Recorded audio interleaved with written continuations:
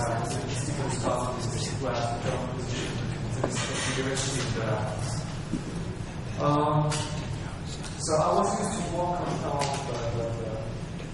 the extension of the Linux kernel. During my PhD especially, I was used to working on Cray. But unfortunately today I will have to speak about something else. So it's the first time I come to the Linux Symposium and I cannot talk about some interesting stuff I did on the kernel. But anyway, my goal today is just to explain what we do to manage a lot of VMs across a large-scale HPC system. And my goal is not necessarily to explain all the details or whatsoever. It's more to explain to you what are the problems and why we need codes with this kind of stuff. Because typically, if you take what is available out there, then in the open source community, you realize quickly that it's not really applicable by how you try to scale to a large number of nodes with a very specialized HPC system. So, again, this is very specific to the European national lab context, but it's not the only one. I mean, we are not the only lab having big systems, Cray systems, and so on.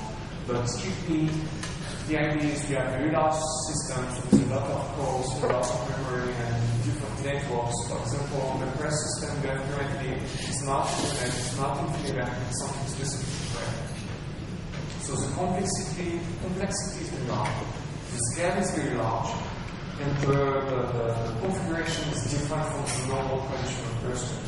And one of the key points in our context is that we need to support those big systems, the Cray systems, but we also need to support normal cluster environments. Because you can imagine that when we are doing developments and research, we don't necessarily access the Cray system to run our stuff. We first develop everything on clusters, and then if we have good results, we can move to the Cray systems and try to scale up. So the other difference is about the applications. All the applications we have, most of them are Linux applications, and this is a split between Fortran and C. We don't have Java, we don't have Python, we don't have all this stuff. It's very specialized. So in just a small figure to explain quickly what are the typical configuration we have, and just to make sure you understand that even the hardware configuration is different. So even the description of the system is different. So for the view of cluster, it's just kind of, but for the other Cray systems, we have dedicated nodes to do service nodes, and it's good for I/O or things like that. You have loading nodes, and all the computation is done on the compute nodes. And the compute nodes are typically this class. So we mount remote file systems, and we access all the files through the service nodes, which of course means that if you try to load a large file on, let's say, 10,000 nodes, well, you can be sure that your file system is scratched at the same time, because you try to access the same file from everywhere at the same time. So why virtualization of HPC? Most of the time, it's the first question I have. The idea most of the time is, on this system, to try to have all the performance you can get out of the computer. So why do you want to have virtualization and include an abstraction in there, which ultimately you can be sure it will take some cycles away from the applications? Well, the idea is we can improve utilization. So typically, the user can come, describe what software environment he wants to run the application, deploy that software environment, and just ask what he's looking for. So he does not have to change the configuration of the application itself to match the configuration of the system. The other interesting point is for the sysadmins. Using virtualization, since you can abstract the virtual machines away from the hardware, you can actually upgrade the system in a more flexible way, meaning that you can stop some of the running applications or move the running applications away from some nodes and update some nodes. So you can imagine to have a staged update of the system instead of stopping all the system at once, do the update, test the system, bring it back, and let the applications again run on the system. Another interesting point, especially for us on the publisher side, is you can actually improve the readability of the system. So you can imagine that when you have a large system like the Cray Jaguar system we have failures quite often. So the idea here is to see what we can do to actually generate those failures, maybe moving the application away from. Yes. Sorry, it's very interesting to me. So in every Cray node, you have one core or like several of them? Several cores and several CPUs at the same time. And how much precisely? How many? So right now it's 16 cores per Cray node. Yeah. So for the readability, you can imagine to migrate applications away if you can predict the failures or just checkpoint the VMs or the application inside the VM and restart if you have a failure. Anyway, you can imagine this kind of stuff. It's more on the resource side. And the last point is just to improve workload isolation, consolidation, and regression, but it's kind of the same thing, so I will pass on that one. So the objective, what I will focus on today during that presentation, is to speak about the tools and the methods we apply to the users so they can customize the environment. So they can really focus on the applications and forget about the platform they use to run the application. And the other interesting point on the administrative part is more how can you switch from one virtualization solution to another. So typically, you have your system, you have your favorite virtualization solution. How you can make sure that using the same tool and the same method, you can use Xen, KVM, or KVU, or another solution.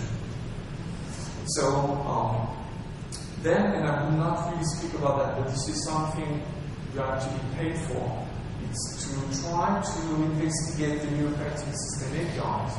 So I don't know if you know the history of the Cray systems, but in the past it was not the Linux system, operating system that was running on the Cray systems. It was Calamont, which was the microkernel. And Calamont had a completely different OS API. Calamont didn't have virtual memory, didn't have all this kind of stuff. So the idea was really to link the application with the microkernel and you deploy the application and the kernel at the same time and they run together.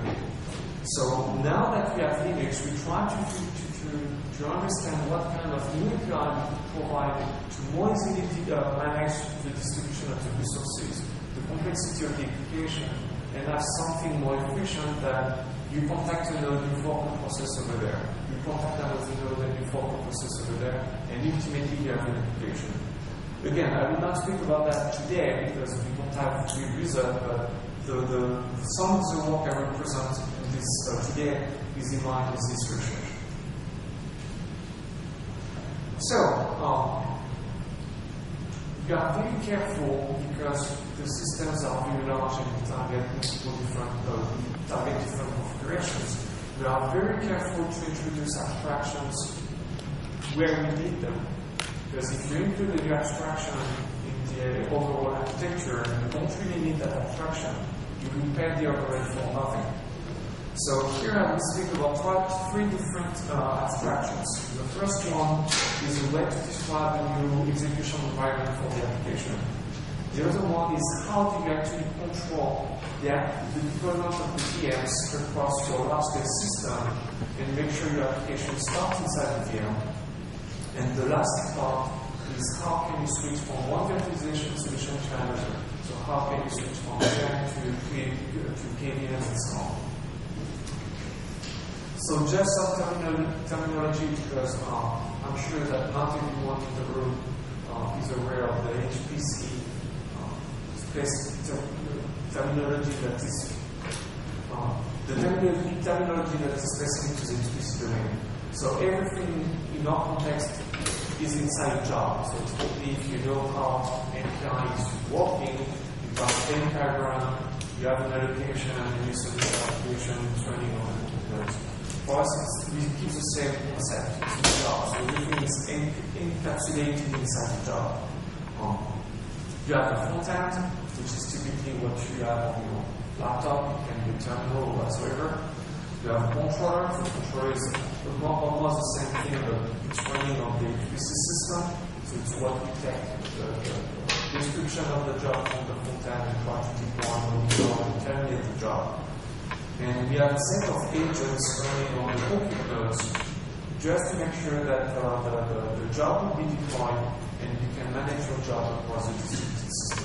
So So we have three different agents. The root agent, which is the system side, and you can see the root agent as the entry point of the compute nodes. So it's really what you use to send command on the compute nodes and get feedback. The session agent, you have again one session agent per job, and this is not the system side, it's really on the job side. And this is what will allow you to deploy more processes on the compute nodes. And ultimately, you have two agents, which are typically the application itself. So I will start to describe how you manage your execution environments. So as I said at the beginning, the goal here is to focus on the science, to focus on the application. Currently, if you want to deploy your application on the Cray system, you will have to make sure that your application can actually run on the system configuration you have on the Cray system. And if not, you have to modify your application.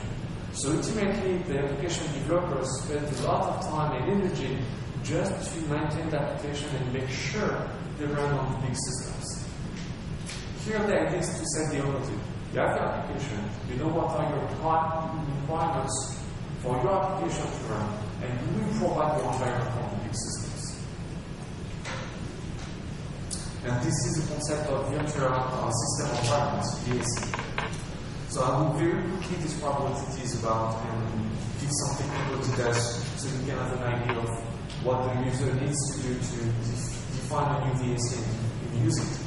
So the VSE is simply a XML document where you describe the system configuration in terms of software packages. So software packages can be Debian packages, ALPS, and so on. So you have dependencies management, you have all these kind of things that are automatically handled. So you can describe your environment in terms of packages.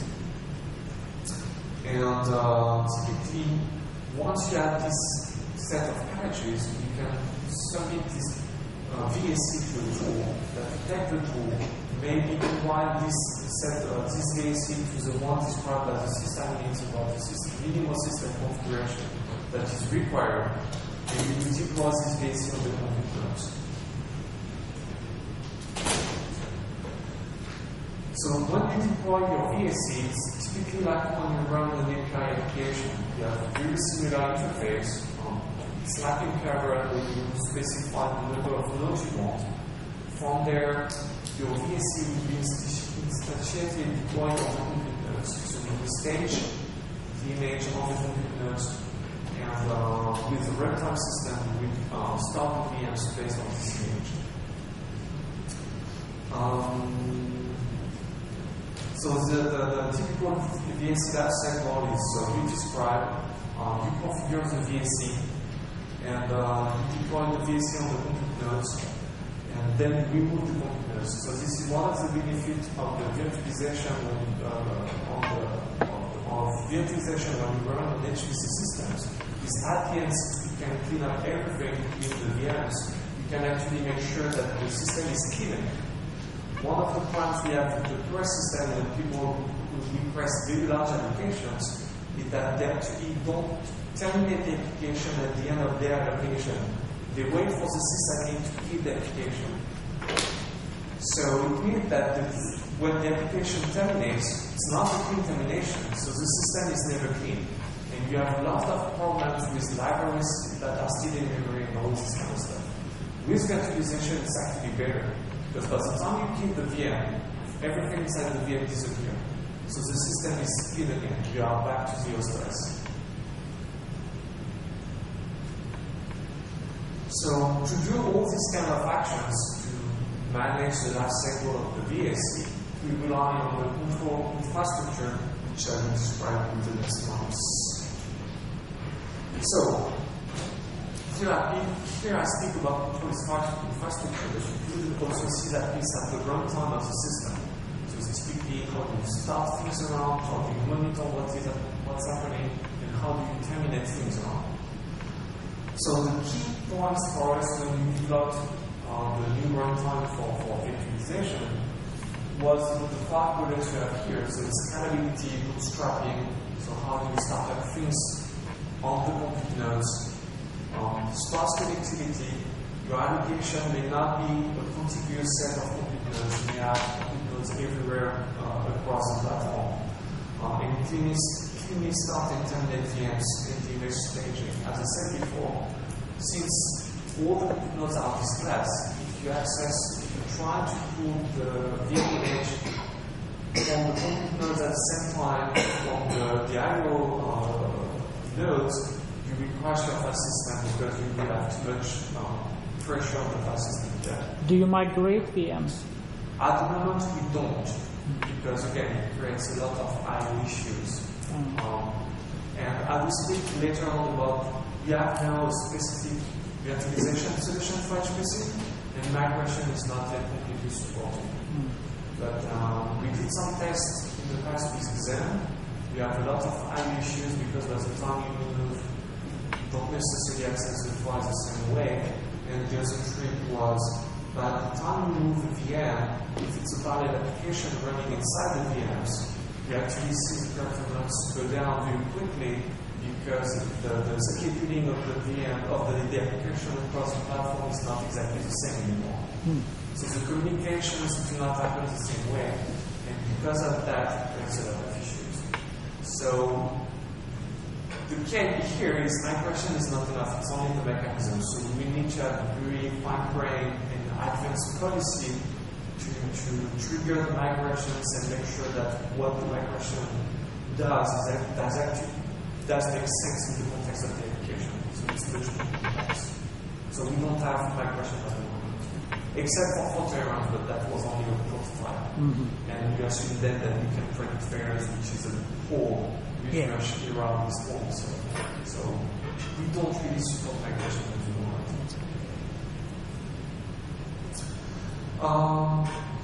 So yeah, one other important part of the runtime system or the control infrastructure is the fault tolerance aspect. So of course, by the time you deploy your runtime system to control your VMs, and if you have a failure, you don't want your entire runtime system to fall down. You want your runtime system to stay somehow alive and at least control the remaining virtual machines. So the infrastructure itself has to be a fault tolerant. It does not mean that we can guarantee that the virtual machine will fail. It means that if something fails, you will still be able to communicate with the nodes that are still alive. And if you decide to shut everything down. And I will give some details about that later on. The last point I will speak about that later actually. I forgot to put this slide. So the bootstrapping. So as I said, you have a very kind of like API. So you say you submit your new job with the ID for your VSC, the number of nodes. You speak with the resource manager on the HPC system, and you get a set of nodes. From there, you will create an internal virtualization of your job, including the VMs. You typically have 3 different topologies, and it's a very important part of the runtime system to tolerate failures and make sure that you are scalable. So you have a boot topology. So this topology is just used to deploy the agents as spoke earlier around. So you are sure that you can access all the compute nodes and you can start and terminate things around. Very basic commands. So this boot topology is typically a tree. Right now it's a binary tree. We can change the arity of the tree. And changing the arity of the tree, we can actually optimize the boot topology to the target architecture. For example, on the Cray system, if you have a 60 arity tree, it will be much faster than if you have a binary tree. So then you have a monitoring topology. So by the time you have all your agents around and your VMs start to come alive, we set up in parallel the monitoring topology. So this topology at the moment is typically a mesh. And this mesh, so it's extracting indication on top of the boot topology, typically allows you to monitor what is happening and make sure that if you have a failure, you detect the failure at some point. And of course, that will allow us to restart agents later on. And lately, for the communication between the agents, we have a binomial graph topology. So it's typically several binary trees put together with a slightly different definition. And ultimately, you can make sure that even if you have a few failures, you will always have a route to communicate the communications between two agents in the system, wherever is the location of the agents. So with all these topologies, you can make sure that you have a scalable startup, you have fault-tolerant communication, and you can actually detect failures. And as I said before, and this is a very important point for us, so on the Cray systems, the resource manager is not the typical resource manager you would have on the cluster. So it's typically you have talk and you have something that is specific to Cray, which is called ALPS. So ALPS is really how do you create a process remotely, and talk is here to give you an allocation, so a set of nodes. So we have to make sure that we can interact with this resource manager, otherwise we cannot start things around. And the idea here is if we are on the Cray system, we can interact with talk and ALPS in a very transparent way. But if we move to the clusters, we use the same command line to start the VMs around, launch the application, and everything underneath will be done automatically. We won't have to care about it. So, now that we have the description of the execution environment and a basic runtime across the system, we can actually start to manage VMs.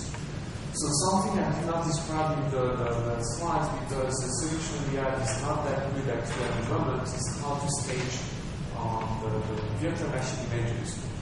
So what we plan to do, but it's not yet implemented, so since we have binary tree as a good topology to communicate across the node, we can actually send the basic image, push basic image to the node using that binary tree just in a fan-out fashion. So it's kind of broadcast or multicast on the overlay network with a good topology. Again, it's not yet fully implemented. And then when we will receive the image on the computer, we will just have to slightly change the configuration based on the specific nodes where we are to make sure that the VM can successfully start.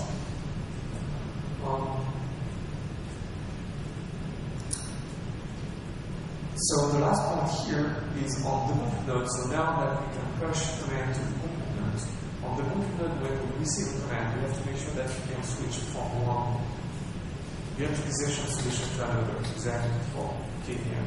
So I don't say here that you can change at runtime on demand, but if you want to do one run with Zen and the other one with KVM, you don't want to reconfigure everything from scratch and you start from scratch.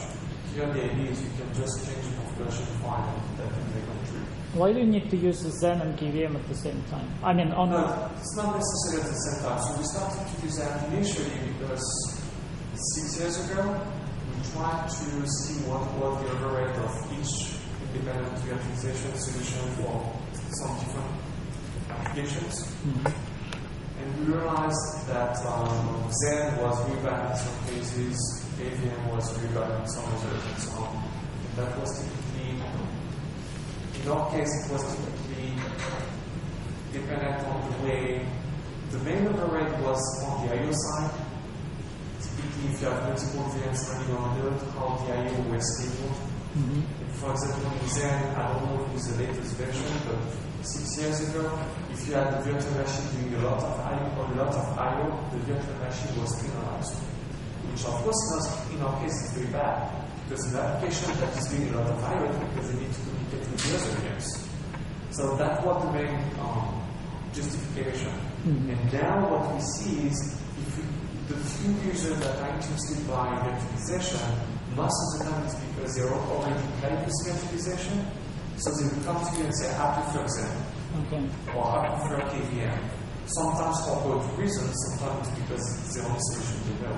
And you don't want to tell them, no, you have to use this virtualization solution because then it's the opposite of the initial motivation, which is tell us what you want to do and we provide the tools and the infrastructure to do it. And we agree, but that was only for fun. It was also to partition the application, deploy one partition with Zen, which is one with KVM and play with that, but most of the time it does not work anywhere. So.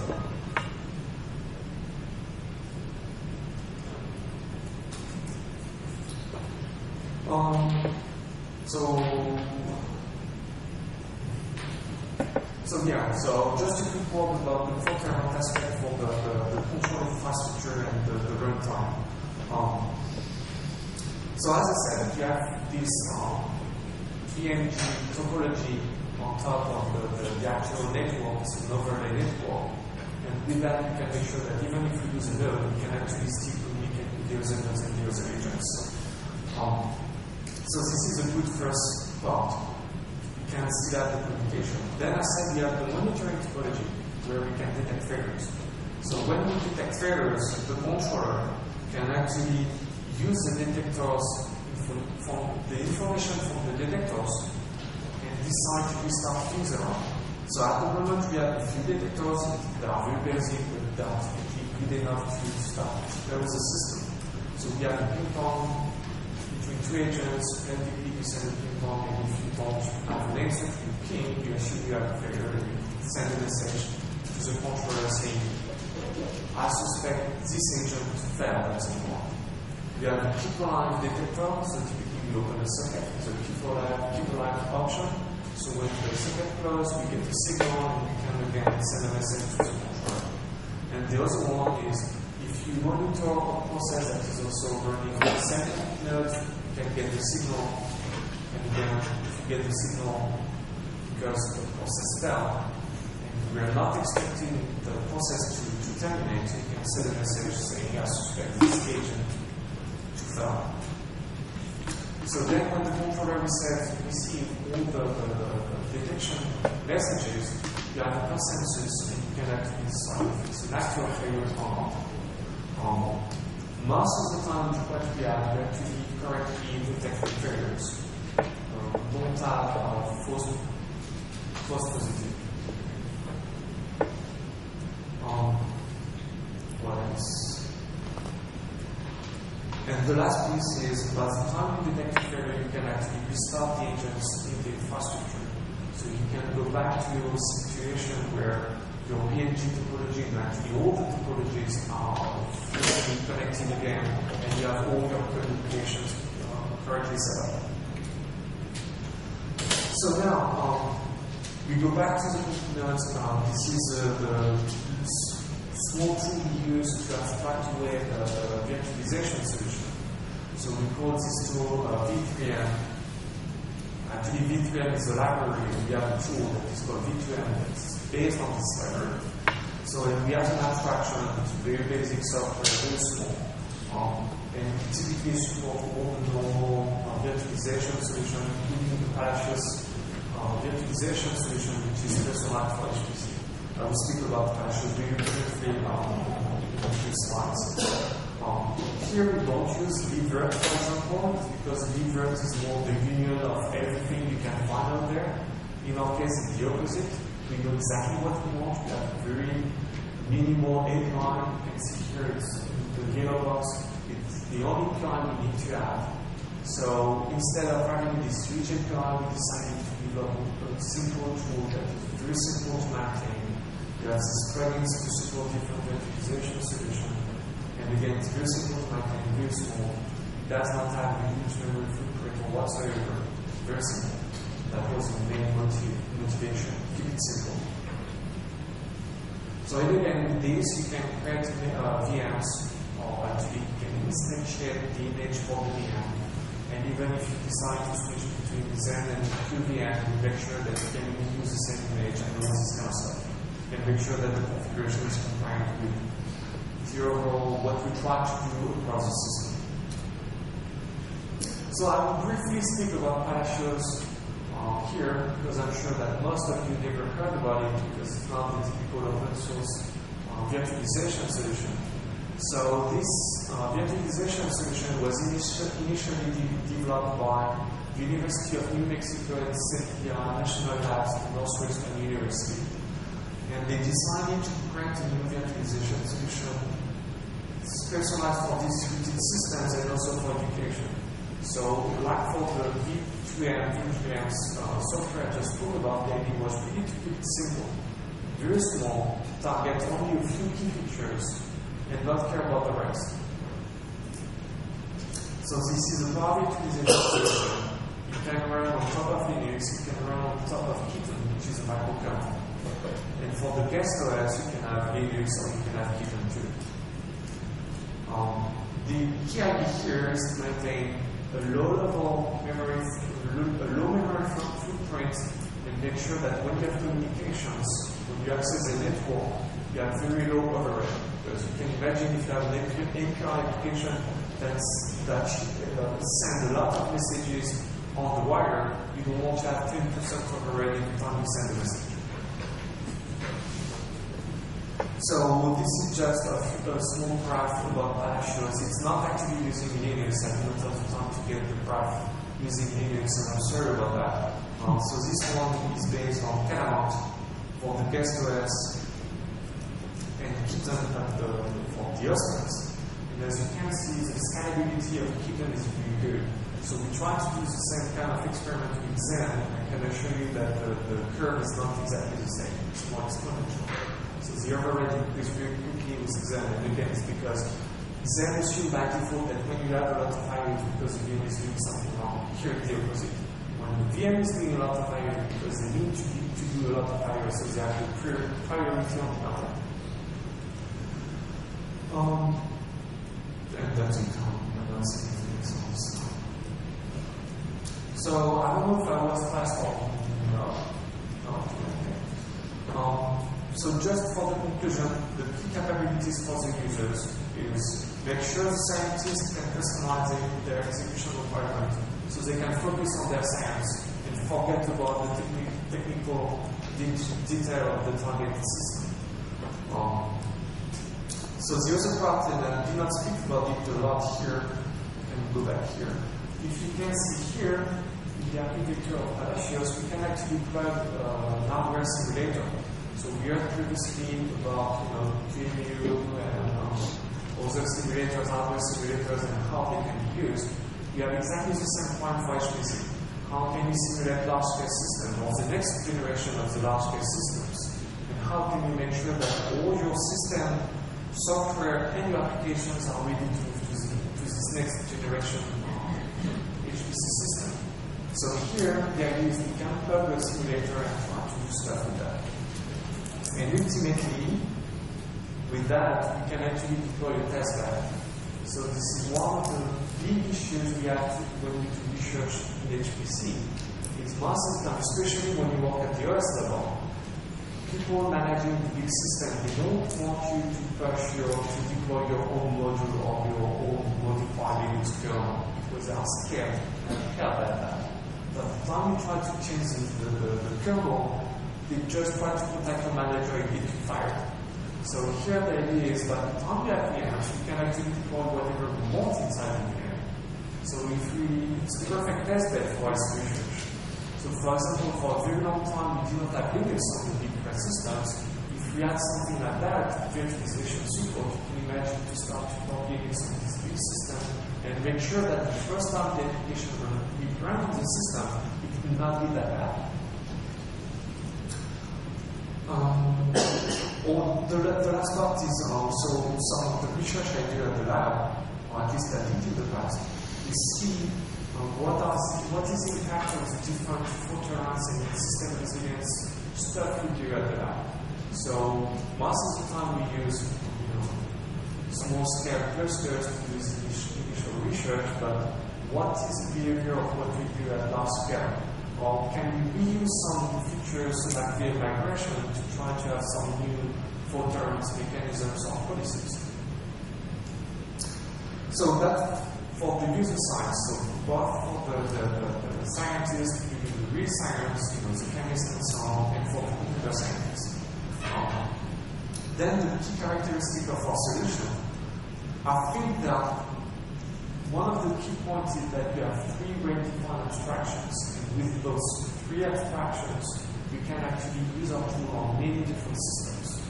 And actually, we have a collaboration with India and France to see if we can do the same kind of thing on clouds and grids and all this kind of stuff. And it's also because it's very generic. You have the good abstraction that you replace, so then it's pretty generic and you can do, it's flexible, let's say. So we we support many different system configuration and various virtualization solutions. One of the key points for us, and if we don't have this part, we cannot get any funding for that, is you have to be scalable. So the lab of one of the biggest factories in the world, if you cannot justify that our stuff is running on the systems, you don't have funding for a long time. And the last part is that since we have a 4 terabyte infrastructure, the users can care only about the failures of the applications or the VM itself, but not the runtime system, which is quite unusual if you use HPC community, the HPC systems, like MPI. If MPI fails today, well, the application is dead, even if just because you use it even somewhere it has nothing to do with the application.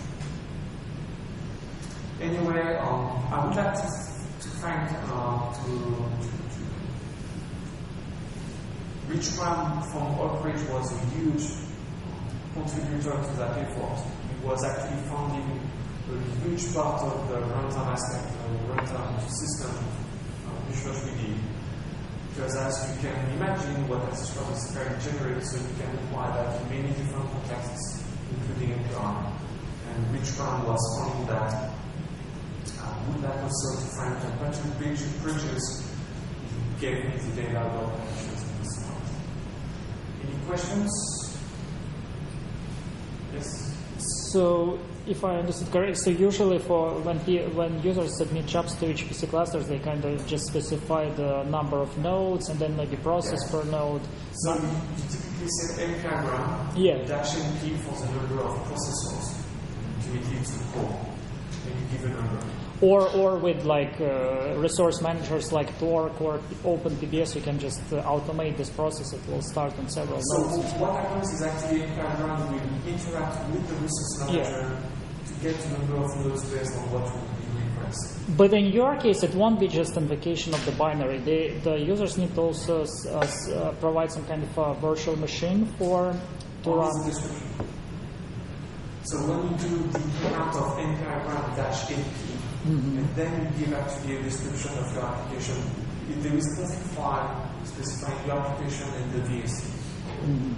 From there, the system will deploy the agents around, prepare an image for each VM, prepare the image, start the VM, start the application inside the VM. What if users want to provide you with their own virtual machine file, for example, to execute?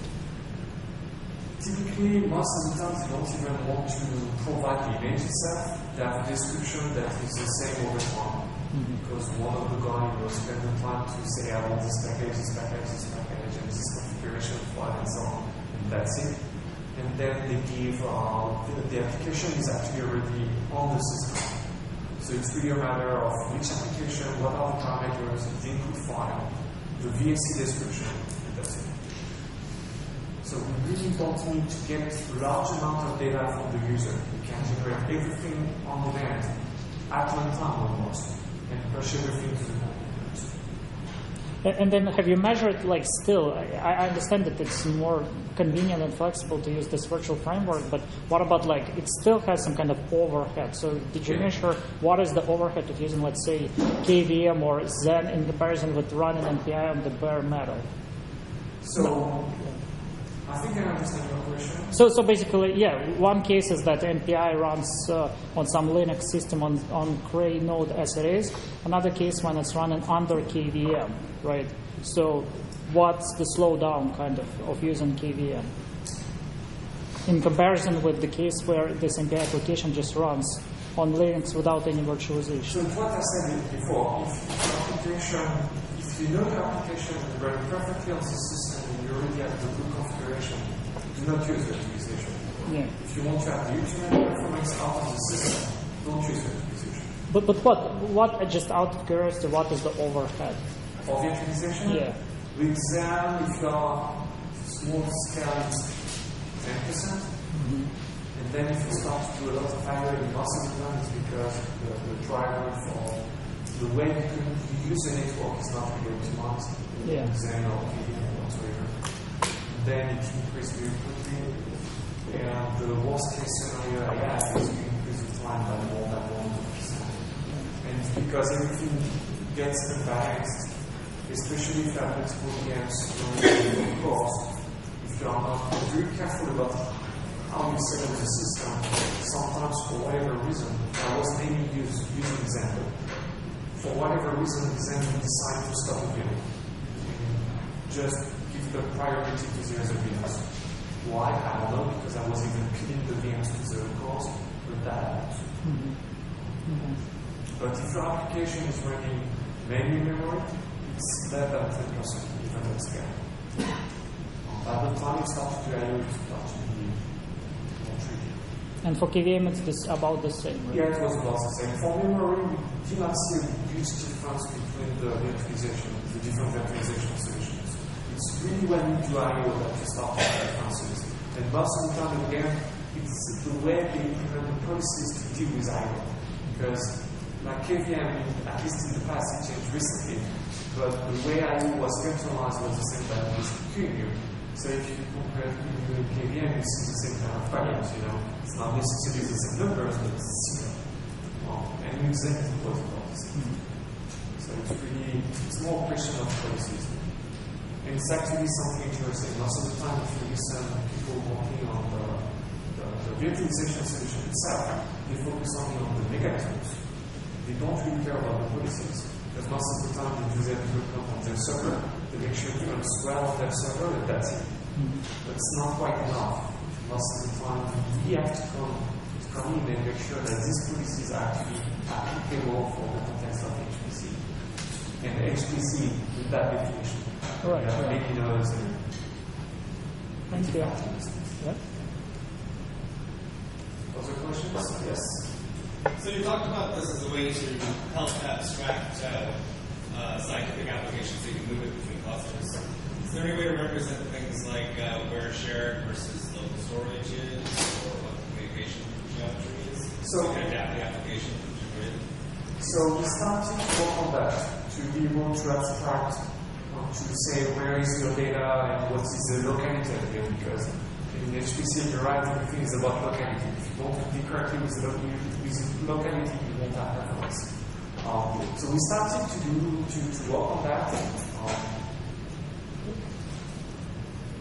We don't have a good solution yet. I mean, so far, we are still at the stage where we're trying to scale to the full system, you know, to the full Cray system.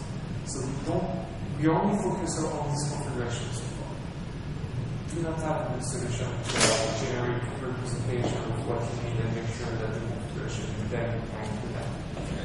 So do your users manually change the application when they shift clusters, or do you provide the same shared file system? Well, with view on each system? To be honest, in that case, we completely cheat because all the systems we have are mainly in this class. So every time we have the same kind of configuration.